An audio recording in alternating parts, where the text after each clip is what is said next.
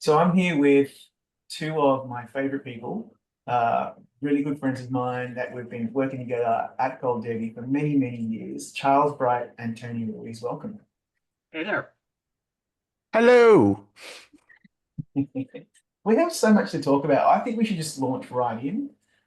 This is our first podcast on this platform, and we're going to be talking about lots of things over the next few months. But we're still in early days, and I just thought I'd get from both of you, and maybe you first, Charles. Like, what are your high level observations about what films or performances are most cutting through the noise in these early days of Oscar season?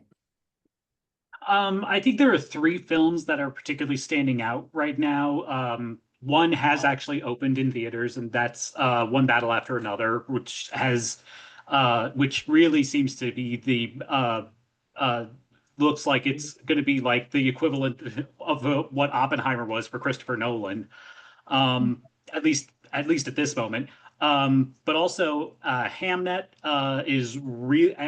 and Marty Supreme seem to be really, really capturing the audiences at the Fall Film Festival. So those are the three that I think are probably our best bets for what's going to be front of mind for Oscar season.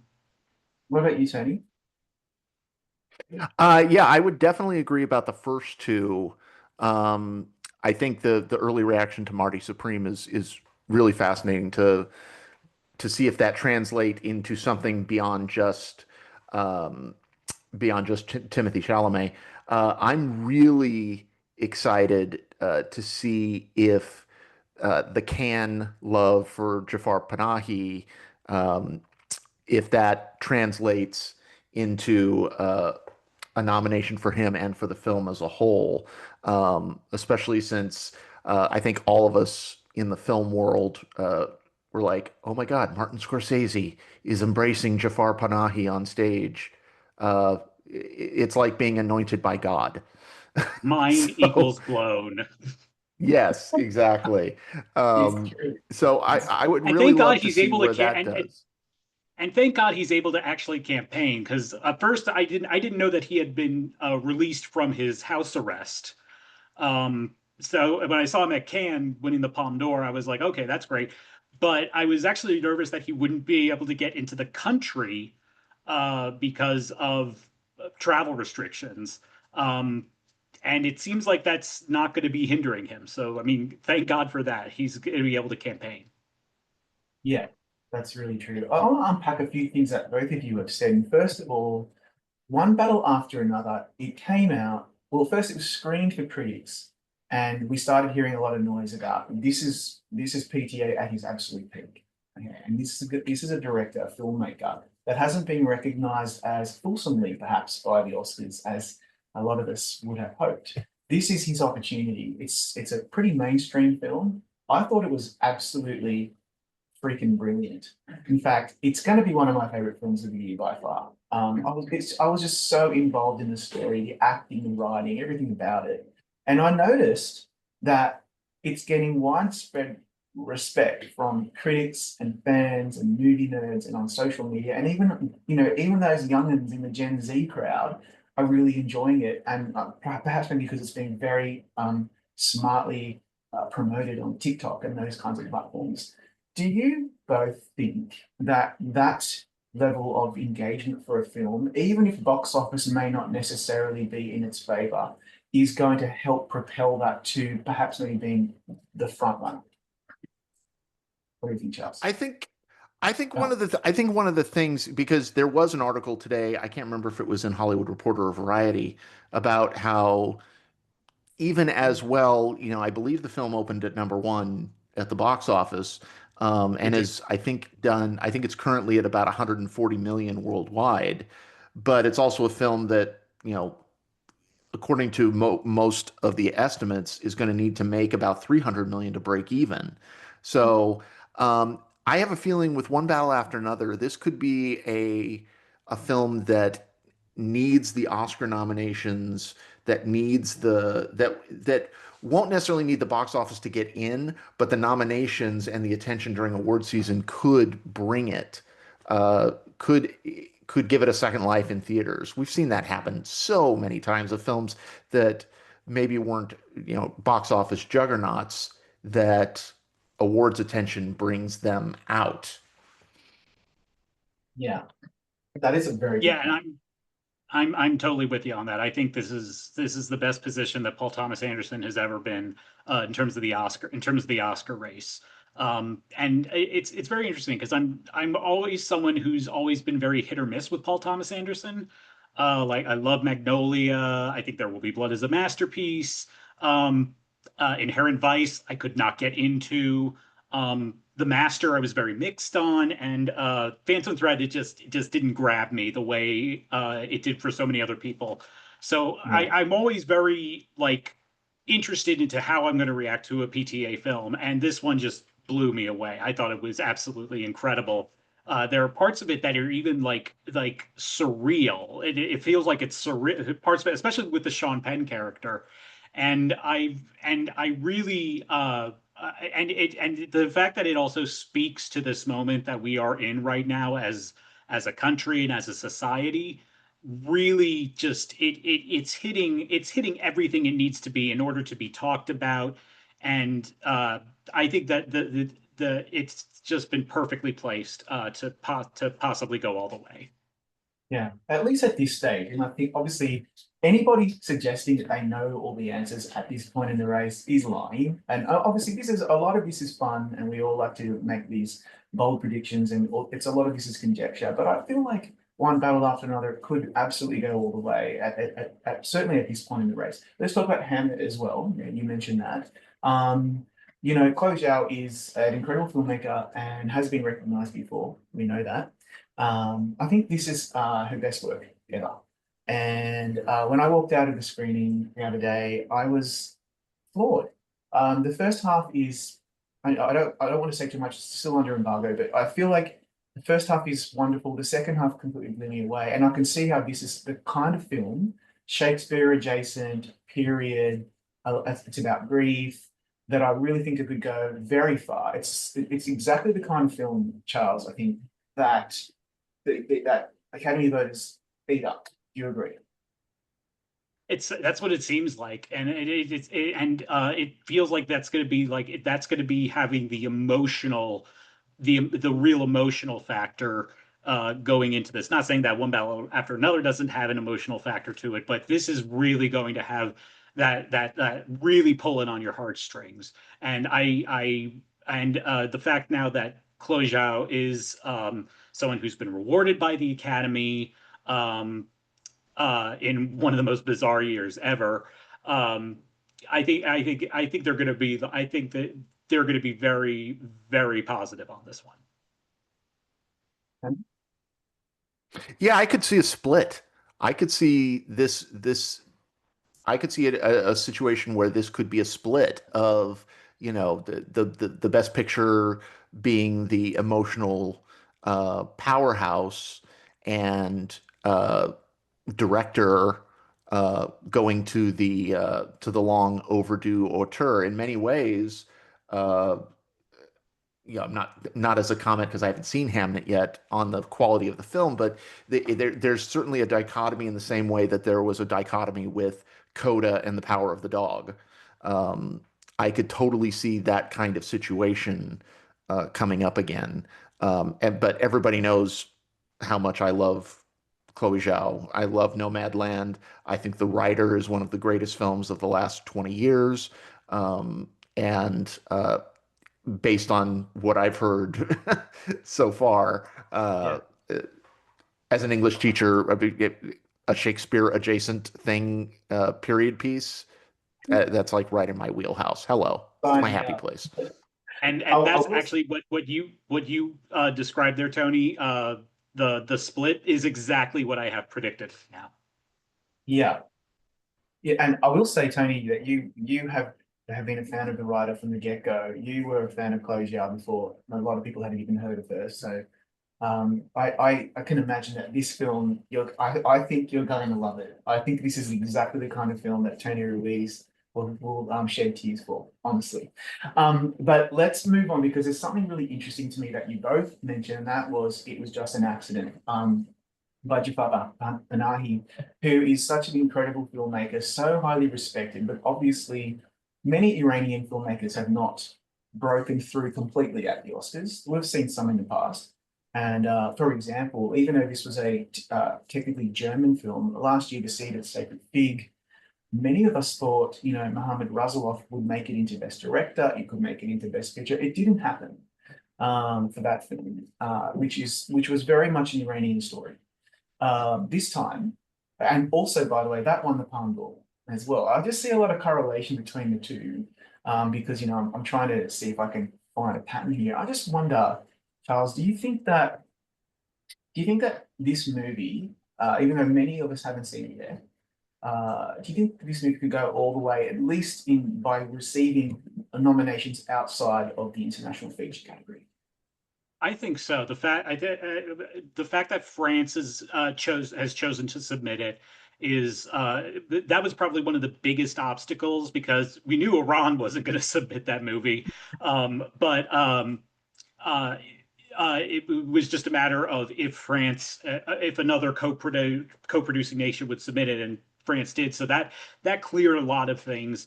And yeah, I think the goodwill that there's going to be that people will have for Panahi because he is someone who has literally suffered for his art. And not in the way that most directors do, where they inflict it upon themselves. He was punished by the Iranian government for his filmmaking and continued to make movies during that, including the brilliantly titled "This Is Not a Film." Uh, I think that's going to be that's going to be like catnip, I think, to some people. And what I'm going to be really interested in is if it can make it into those other categories other than international feature, picture directing, screenplay are one things, but can it get into editing? Could it depending on how it looks, could it get into cinematography? Could one of the performers get nominated? I think it's going to be a very interesting thing to see. And I personally can't wait to see how this pans out for him. And we've seen that Cannes has actually, in more recent years, been a great launching pad for Oscar movies, especially since the Academy became more international. So I think, and especially in a category like directing, like we saw what happened with Pavel Pawlikowski, um, uh, I think it's more likely than ever that this could actually be a serious player. Any further thoughts on that one, Tony? I mean, Jafar Panahi, I've been kind of like obsessed with for several years now. If you've never seen No Bears, um, No. that is a film that, my God, I love that movie. Which is also And my what it says on my Grinder profile. No bears. I thought so, I yeah. I knew that was coming. No pun intended. But this is a rather filthy podcast. Um, Yeah, but that's good. no, I think again the anointing, I think, because Jafar Panahi has been kind of this kind of, it's almost like a disembodied figure for so long, of like this guy that just sneaks these films out, um, and to now actually be able to see him accepting awards, getting hugs from Martin Scorsese, it brings this whole new level of attention to him. It's almost kind of like a coronation of sorts of somebody who we haven't been able to really reward. Uh, so it'd be interesting to Yeah, see how that goes. I'm interested to see how that film translates to still an American award show, you know, dominated by an American Academy. that's right. It doesn't hurt that it won the Palme d'Or, absolutely not.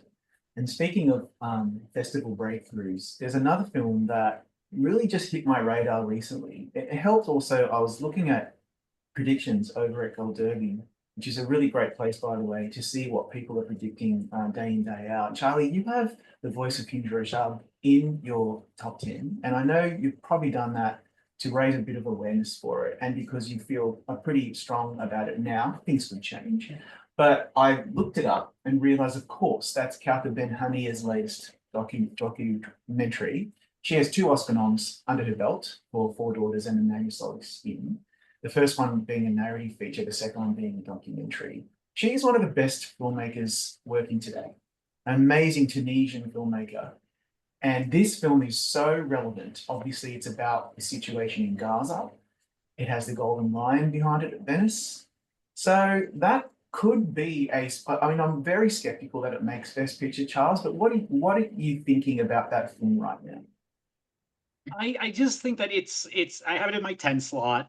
But I think the buzz that was coming off of that was coming off of it from Venice.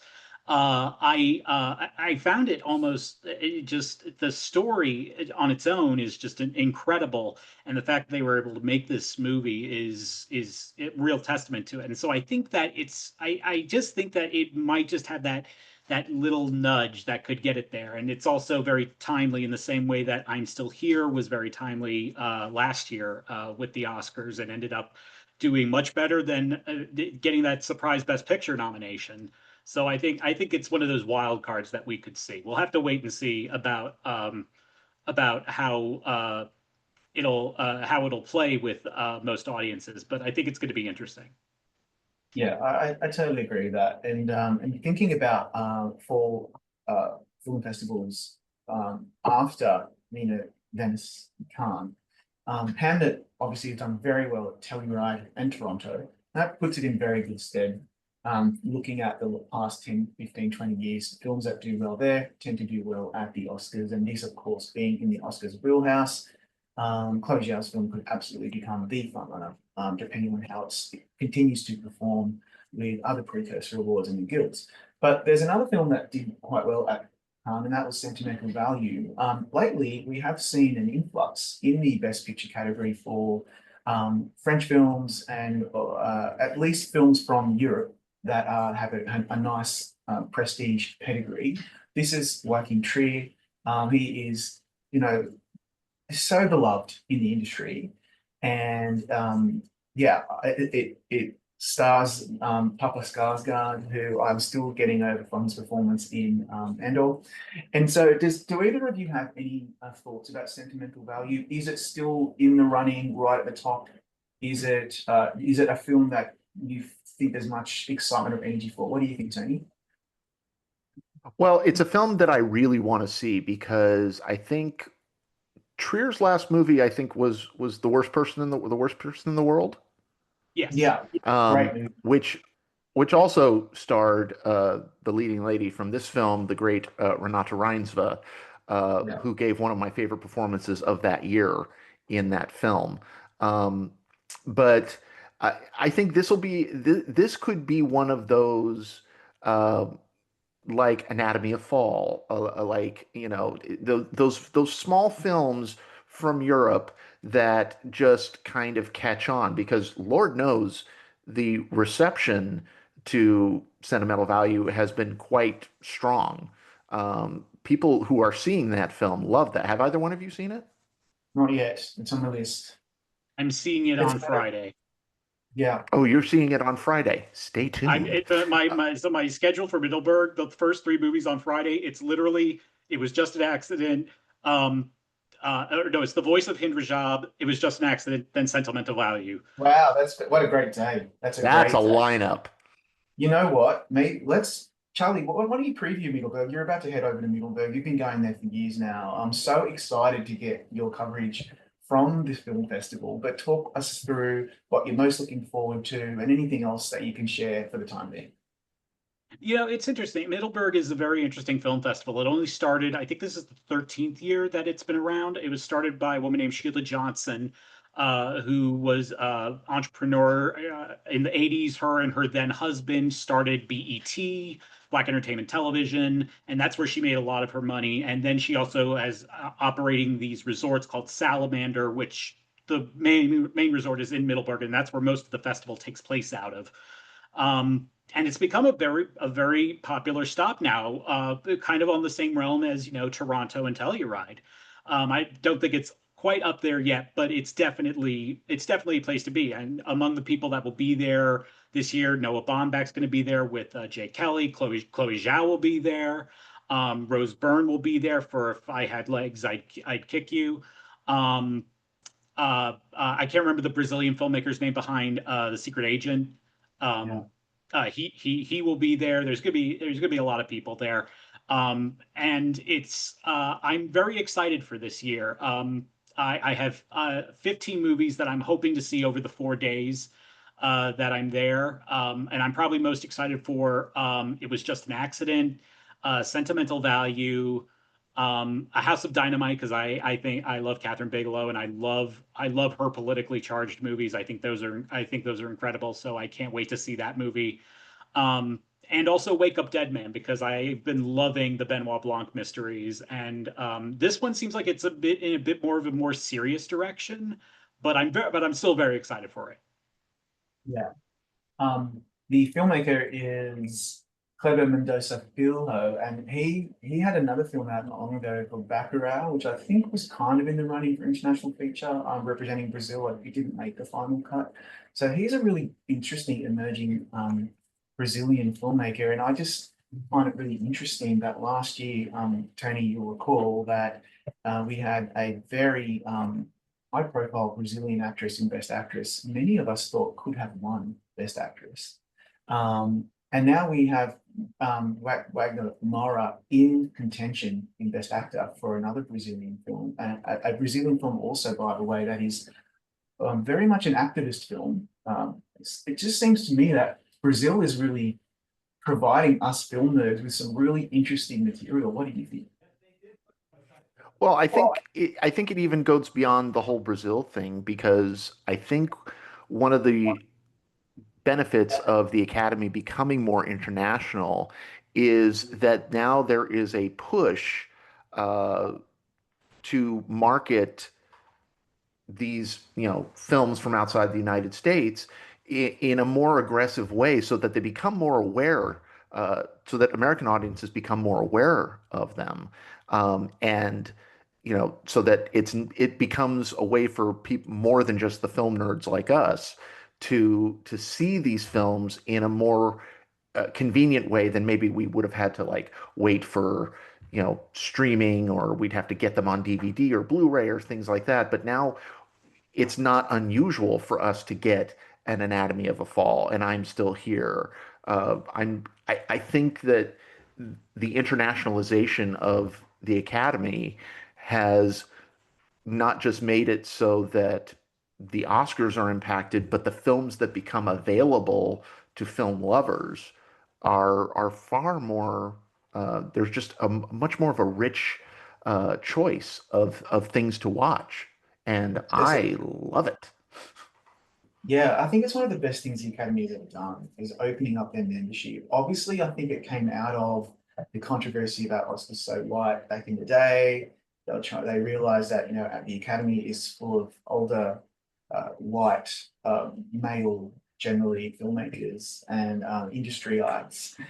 It was a great thing. It was a really, really good idea that they did it because we've just been given just a beautiful buffet of really interesting international films and films by other minorities. And this is not about DEI and it's not about being woke or anything like that. This is just about the opportunity for film lovers like us to have access to or to be aware of the work of filmmakers outside of North America and probably the UK, and maybe to a lesser extent other English language countries like Australia. And I'm loving it too. It's great. And so yeah, I hope we see a real range of international features again being nominated at the Oscars. I hope so anyway. And I think Yeah, this year's international feature category itself is going to be really interesting. I think it's going to be very, very interesting. yeah, and really competitive. Yeah. Great. It's just wonderful. I love it. So good call, Anthus. I'm glad you did that. I have another question about the Oscars that has been on my mind for a while because I don't really know where to go from here. So with the new best casting category, it's the first time that it's going to be part of the Oscars after they announced it 2 years ago.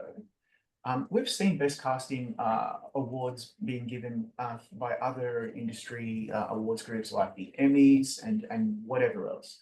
But I'm curious as to whether either of you have any thoughts about what metrics or factors are you taking into account when thinking about the five nominees? Because the current frontrunners are just the usual suspects in Best Picture. Is this just going to be like a carbon copy of what the top five Best Picture would have looked like?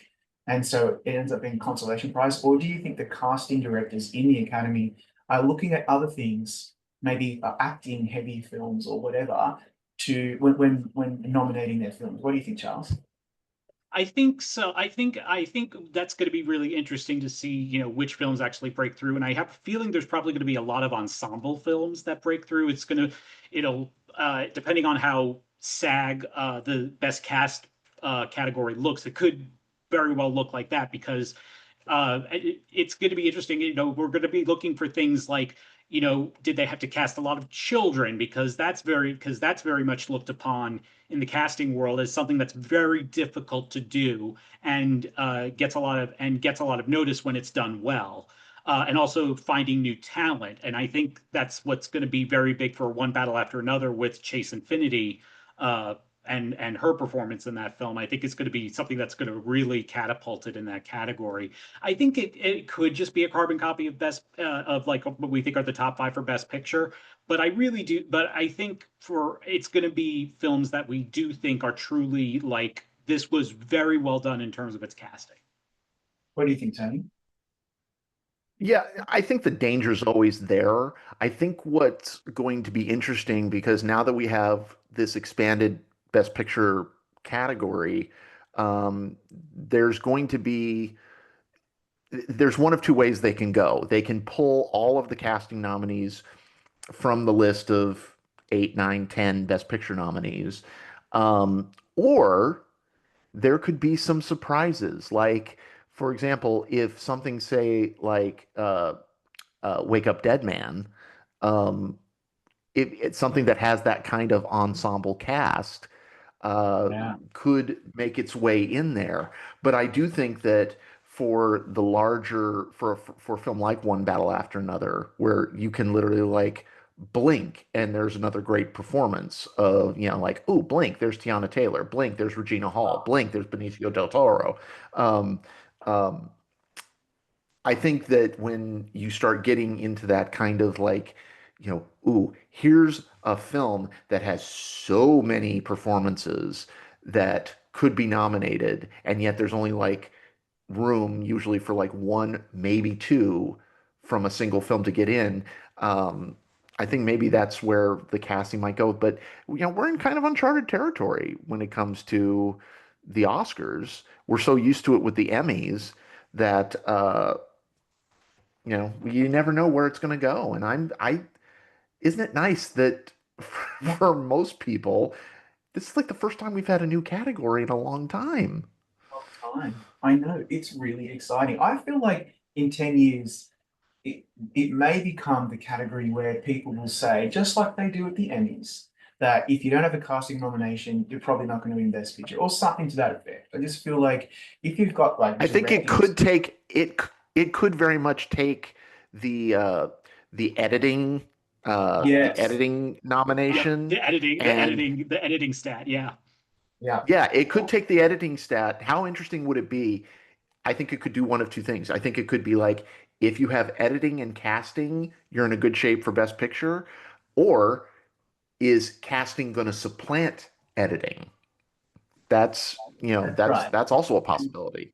That's right. And the third one for me would be the director category has morphed or has become over some time more of an auteur type reward recognition. A lot. The directors really give it a lot of thought when nominating who they think are the best directors every year, and it's not just a checkbox. The editors are the same, and maybe casting will become, as you both quite rightly say, something where ensembles are ostensibly rewarded, like Wake Up Dead Man. That's probably not going to be in the best picture lineup. Maybe it will, but I don't think so at this point. But it's certainly something where casting is its strong suit. One Battle After Another is strong on many levels. It's going to get quite a few nominations, but the casting blew my mind. Every single actor in that film was a 10 out of 10. And that's And you because of get the, and it's yeah, not just that they were 10 out of 10. I think what the phrase that I think is going to be key for whatever the films that end up getting nominated are is I can't imagine anyone else in that role. And with one battle after another, with each one, I can't imagine anybody else in that role. I can't imagine anybody other than Leo and Chase and Tiana and Regina and Sean Penn and all these people, especially Benicio del Toro's role. I could not think of anybody else who could have done that role So the good. way he did. He was, oh um, my God, he was so fucking great in that movie. you know what, guys? After I watched one battle after another, I can't remember what it was, I was so impressed with Benicio del Toro. It's a small role that I watched Sicario again. I just thought I missed having him in my life. I went and watched Sicario. I don't even have time to watch all the current movies. Like obviously we're all very busy. It's so hard to keep up with everything coming out. And so every once in a while I'm like, should I just use that time to revisit a classic? Yes, I'm going to do it. And I watched Sicario and I was just like, wow, what a film and what a performance. That guy is one of the goats. Don't you think? It's so fun. Also, one of the things. It's, Oh, go ahead, Charlie. but no, go on, Tony. It's okay. No, what I was going to say is something just popped into my head is like when it comes to casting, uh, take a look at a film like Wicked for Good. I mean, talk about something that in terms of degree of difficulty with the casting, because not only are we having to cast, these roles that on Broadway have become iconic, but you've got to cast singers and dancers and actors. You have to cast triple threats, and they have to cast triple threats in not just the main roles. You have to cast them in the ensemble. You have to cast them in the dance numbers. You have to cast them in the smaller roles. I mean, Sounds impossible. it really does when you think about some of these, large scope, big budget films, sometimes they get overlooked, but if a few of them manage to get through, then those are going to be, degree of you'd want to talk about degree of difficulty in terms of, awarding that. Yeah. Like, Charlie, like, did you have anything to add to that? I just wanted to add about the Benicio del Toro thing. I found it very interesting how much I enjoyed his performance because I never understood the way he swept for his performance in Traffic. I liked Traffic, Yeah, but it just didn't click with me. Also, I was rooting very hard for Albert Finney that year for his performance in Erin Brockovich. as you But do. it's just to see something and just enjoy it so much was just such a treat. And I love how they always call him Sensei. I mean, this is one of the best little things I, that that. I know. Charlie, I know. I will send you because Traffic came out my very last year of college, and I took a film studies course in my last year of college, and I wrote an entire term paper on Traffic, Really? and Well, I'd like to Wow. specifically on Benicio del Toro. Oh God, that performance is a masterclass you in know, how to do a lot with seemingly very little. that's right. You know what, Tony, give it some thought, but I would love to maybe, with your permission, republish that online for people to read if you I want. have to see if I have it somewhere because Okay. It you have to sounds realize good. I am so old, it's probably on a floppy disk. Yeah, boy, I hear you, mate. I'm old too. I'm just barely keeping it together. All right, let's move on. There's so many things to talk about. We probably won't have time today to talk about all the things that we wanted to raise, but I did want to ask you this. Golden Globe nominations coming up soonish. They've got this new podcast category. I'm in two minds about it because I just feel like no matter who they nominate, someone's going to complain because everything at the moment is so polarized and political, and it shouldn't be necessarily. Maybe there's an argument that it should be given the times we're living in, but my view is for a podcast category in an entertainment journalists award show, I don't think it necessarily needs to be some kind of protest vote or anything like that. The podcasts that they've shortlisted, there's a mix of some political ones from both the left and the right and the center, I should say, from all three. There's a lot of entertainment ones, but they could have really expanded that to all kinds of topics like cooking and travel, and they didn't. Whereas I the mean, that's Hollywood, I mean that's the thing about it. I was when we saw that that's how they were going to get the nominees, I was very disappointed because it's like, I mean, it's, if you're just going by the top 25, I mean, that's just like very standard. It'd be interesting. I was really hoping that the Las Culturistas podcast would be eligible for this, the one that's done with Bowen Yang and Matt Rogers, because that's something. Not only would it be cool to see them there and for them to possibly win, they would have they're two people that understand awards in a way that so many people don't. It's on our level, and to see what they would have done in like the campaigning arm would have been amazing. yeah, I know. And yeah, I'm disappointed. The Hollywood Creative Alliance did also introduce their podcast awards. Obviously, they have more scope to include various different genres because they have a whole bunch of categories for each type of podcast. Now, my view is if you're going to have a podcast award, it would have been great to widen the net because it's an opportunity to raise some awareness for lesser known podcasts that maybe need the promotion. And that's really what I think one of the things that Golden Globes does so well. Unfortunately, that's not what they've done, and we're stuck with generally the consensus appears to be Amy Poehler's podcast and Smartless, which are both really good. They're actually very good. Dax Shepard's podcast is really good, and then maybe a couple of political ones like Pod Save America and even the Joe Rogan Experience. As controversial as either of them may be, depending on where you sit in the political spectrum, just as a matter of is the podcast well done? Does the podcast reach an interesting audience? Does it ask good questions? I think both of them are probably deserving of some consideration, but I'm disappointed that this podcast award is probably just going to be just like the comedy, stand-up comedy one, where it's just like, here's a bunch of stand-up comedy routines that we thought were okay, pick a couple and let's nominate them. Like, where is the thought behind it? What do you think, Tony? I'm going to be the grumpy old man here, and I fucking hate this. Um, I hate what the Golden Globes have done over the last couple of years, trying to be. Nobody watches the Golden Globes to watch things that are hip and trendy. We don't associate the Golden Globes with hip and trendy. We associate it with Pia Zadora in 1983. We associate it with Hollywood celebs getting drunk off their tits and Open bar, and baby. open bar and Christine Lottie in the bathroom and missing her award and all that kind of stuff. And I Mike don't White being like the drunk. box. Yes, I don't like the box office achievement award. I don't like the stand-up comedy award, and I sure as hell don't like uh, a podcast award. I mean, uh, why aren't we doing music too? I mean, come on.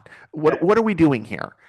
We're And taking I'm an actually already we're taking an already uh, you know very tight, very packed ceremony, and we are trying to do things that will it just seems like such a ratings grab because of how popular podcasts are, and I don't want that. I want my award shows the way I like my award shows. I want them to be cheesy. I don't want them hip. I don't want them trendy. And I want them to be about film and television. Thank you.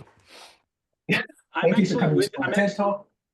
I I'm agree. actually with you on that, Tony. I was very disappointed when this was announced because you bring up the very good point that it's already a very tight show. And now you're adding yet another category to it. At least with the box office one, even though I don't particularly care for that category, it fits into the film and television thing. The stand up is very tertiary, I think is the word I'm looking for, Yeah. in terms of its connection. But this podcasting one, it's like it makes no sense for this for them to award it. So it's like why the hell is it there? I mean, what are they Yeah. going to do next? Best TikTok trend? What are we doing here? Probably, probably. Or like best film poster, or I don't know, like best scene. I Best don't know. marketing campaign. Yeah, Best yeah. trailer? Like, oh, you know what I love when I'm being very facetious, but I can't stand the award shows that do the most anticipated film for next year. I'm just like, what on So earth? obnoxious. It's so dumb. It's really dumb. But here we are. You know, you can't have everything. Let's move on. I every week or whenever we do these podcasts, I do like to just quickly talk about what's out right now or what, what we're interested, what we're seeing, what's got a lot of buzz, what are you watching? I noticed that the box office, it looks like Tron Ares is doing okay. Roofman is up there as well. One Battle After Another is still racking up some wins, even though Variety now claiming that it's a big financial failure inexplicably. On TV, you've got things like the latest monster from the amazing Ryan Murphy, and Task as well on HBO Max is doing very well. I've read a lot of different articles suggesting it's one of the best things that has come out on that platform in some time. Um, what do you guys think? Have you got anything in particular that you'd like to plug or raise or talk about in terms of what you're watching right now or what's really big right now? What about you first, Tony? While Charles deals with the cat. Um, I really do think that my favorite thing that I've watched recently is Alien Earth. That that first season just floored me. Um, and I went in with really low expectations, even though it was Noah Hawley. Um, Same. I think they managed to do something original and exciting. And when the when a tiny little octopus-looking creature with, multiple eyeballs becomes like an internet sensation. I mean, that is everybody's favorite new character on television so far this season. Everybody loves that thing. Very Um, complex, I, but interesting, yet not a word spoken. Yeah, I mean, how many memes did we see with the kind of Hannibal Lecter looking sheep giving you that death stare? Um, I expect to see if that you know, you Halloween. I know. want to see that costume everywhere, right? Oh, I that would absolutely. make me so happy. That would make me so Yeah. happy. So that's kind of really what I love. That's kind of what I'm loving right now. Um, I also want to give a plug for the documentary category. Um, we had the Critics' Choice nominations for the documentary. It was dominated by something that I am so excited to see, which is Raoul Peck's 2 + 2 = 5, which is about George Orwell and specifically has Damian Lewis reading excerpts and adapted excerpts from Animal Farm and 1984, two books I've taught extensively over my career. Um, I'm hearing such great things about that. Um, so I'm always fascinated to see what the documentary film categories start to look like as we get closer. What about you, Charles? I actually just yesterday finished the second season of Peacemaker, Oh yeah, which I know it was actually interesting. Going on Twitter afterwards and looking at what the reaction was, I don't think I've ever seen anything that's been as polarizing as that, especially the finale. Like I have seen a bunch of people saying 1 out of 10, it's terrible, and then I've also seen people going 9, 10 out of 10. It's amazing character work, and I personally loved it. I personally love Peacemaker. I think it to me it's the synthesis of what James Gunn does best. Um, other than body horror. I mean, he does absurdism and just and snappy dialogue incredibly well. And I love that he gets to has actors to work with like John Cena and Danielle Brooks and Freddie Stroma. So I was very happy with the second season of that. A bit disappointed that we might that at least right now there's no plans for a third season, but it actually makes me kind of want to actually invest myself in the DC universe. that's a good thing. And I was disappointed that Peacemaker didn't break through at the Emmys for season one. I don't think it probably will again for this season. I don't really know why. It's so well written, it's so well acted, it's beautifully made, it's very, very compelling. I think it's fantastic too. I really do. So I'm glad you raised it. And on Alien Earth, guys, like I was so invested. That was my number one show for weeks as it was airing week to week, which by the way, I think is a better way to take in a TV show, even though I get annoyed when I can't binge it. And sometimes I bank them up.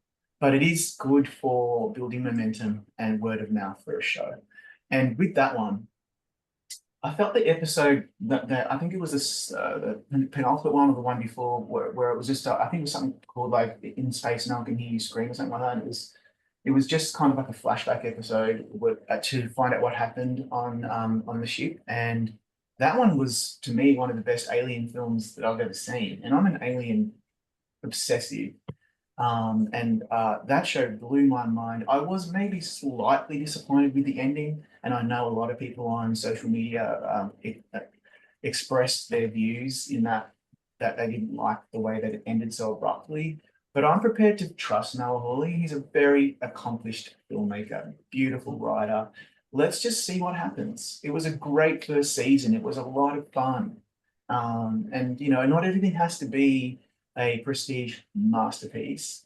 It has to be something that is compelling and well done and keeps us on the edge of our seats and keeps us guessing. And that's exactly what it did.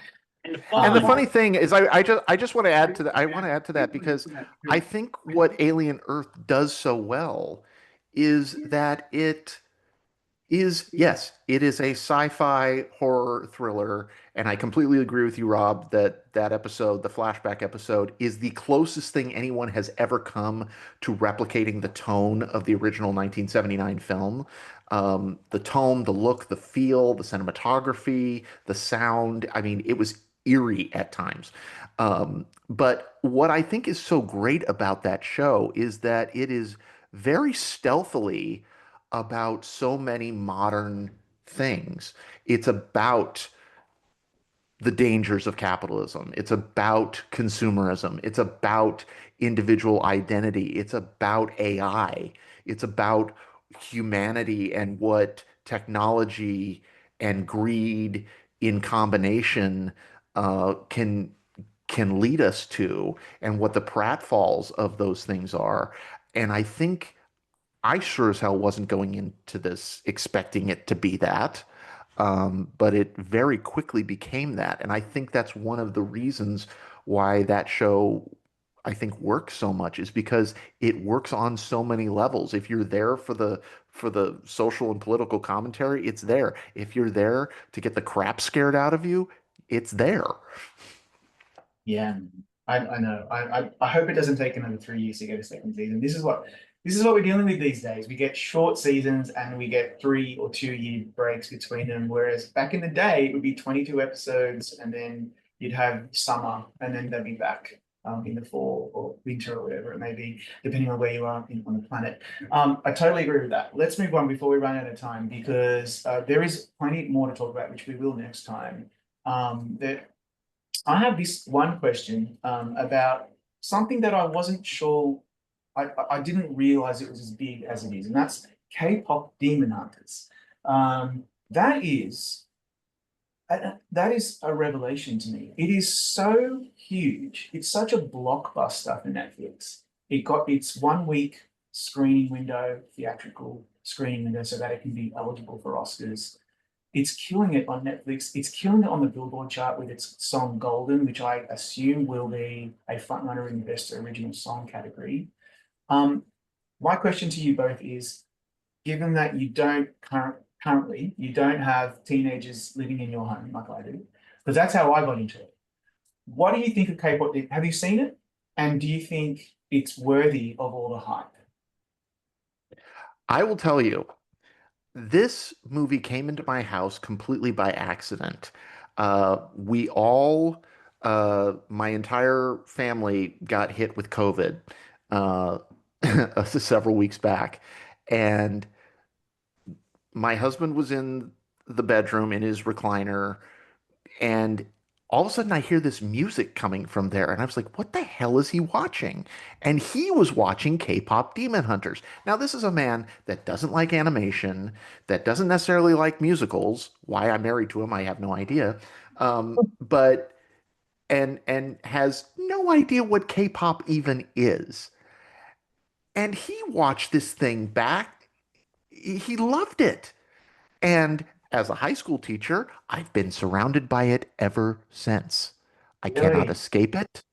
I it, girls randomly screaming the lyrics of Golden in the hallways. I mean, people doing dances. They're trying to recreate the dances on out on the quad during lunch. Uh, I haven't seen anything like this in a long time. The last time I saw a film like this that managed to translate, I'm thinking about like we don't talk about Bruno and Encanto, but I think the last one to do it to this height was probably Frozen. Wow. You think? Really? Yeah, I think you could be right. And it just happens to be a great movie too. It's a fun, It's good. really fun, really great film. It's a great watch. I loved it. What about you, Charles? Are you on the I have K-pop? I know it's weird because I'm usually the animation guy, but I have Yeah. not seen it yet. Um, Wow.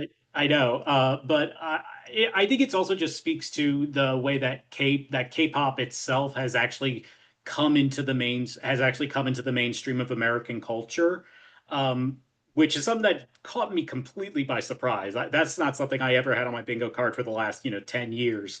Ah, I don't have anything against it. I think that's a great thing, and I can't wait to see it. And at least it's something that came about. It's one of these things that I love. That it's the love for it seems to have come very organically. It's not yeah. something that was manufactured. It's something that was, and this could actually translate for the Oscars as well. It reminds me of another Netflix property, My Octopus Teacher, which came out of nowhere to be the documentary frontrunner and eventual winner, but it all came about very organically. It wasn't something that was manufactured. I don't think even Netflix had it on their radar. And it ended up being something that just resonated with people. And it seems to be the same with this. And I always think that that's an amazing thing. Yeah, I agree. I'm very interested to see where that goes in award season generally, whether it'll be embraced or whether it'll be rejected because it's not in the club or because K-pop is not seen as uh, legitimate, which I think is all nonsense. I think Korean film, TV, and music is becoming so popular for a reason because it's actually really well made, and the Koreans are very proud of their culture and how it's infiltrated the whole world.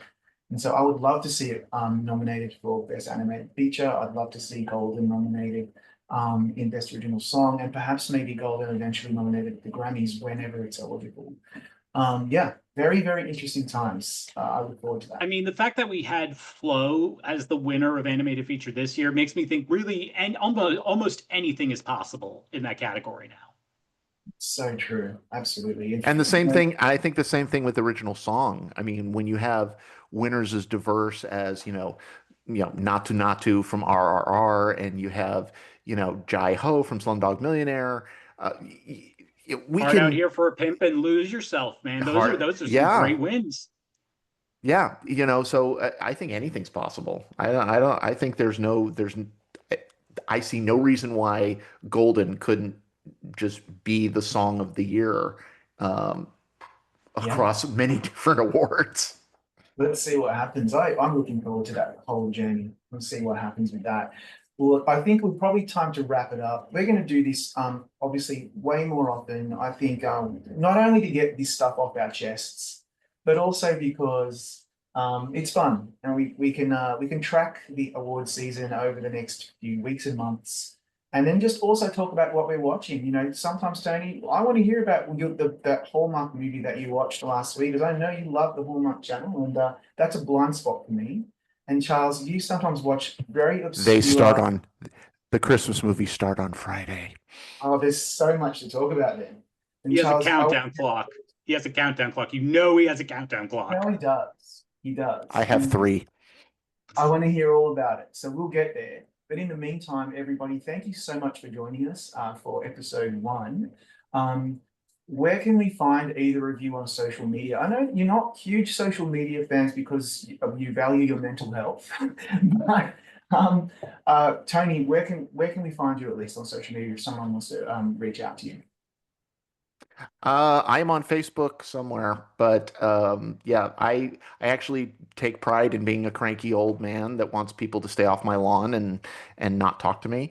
But you know, if you're nice, be gentle, and you know, I'll talk to you. I like that. And Charles? You can find me on Twitter at Charles Bright, and you can find my various witty musings there. Very good. And of course, you can find me on my website, my Substack, YouTube channel, and of course, across the spectrum of social media channels that it just keeps growing. I'm finding it very, very difficult to to keep a track of. That being said, everybody, we'll see you next time. Thanks again for joining us.